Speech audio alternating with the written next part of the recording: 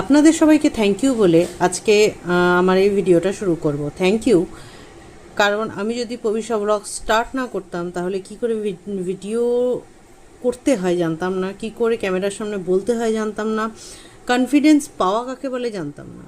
Mobile থেকেই শুরু করেছি, এখনও মোবাইলে করছি, কিন্তু পবিশাস জ্ঞান যেটা আমি একটা আইডেন্টিটি তৈরি করেছি বিজনেস জগতের মধ্যে। বাংলায় প্রথম বাঙালি ব্যবসায়ী পডকাস্ট শুরু করেছি, সেইটা কখনোই হতে পারতো না যদি পবিশাস জ্ঞান আমি পবিশা ব্লগস আমি শুরু না করতাম।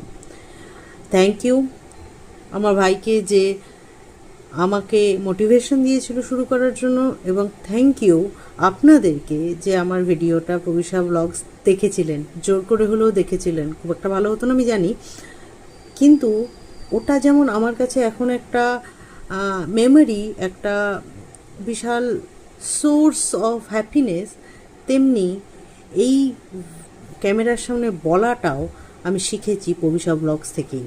ছোটোর থেকে শুরু করেছিলাম, আজকে বড় বড় ক্যামেরা নিয়ে কাজ করি। সেই জায়গাতে দাঁড়িয়ে থ্যাংক ইউ।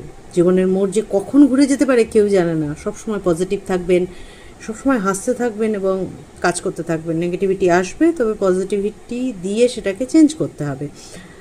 চেষ্টা করুন নতুন করে বাঁচার।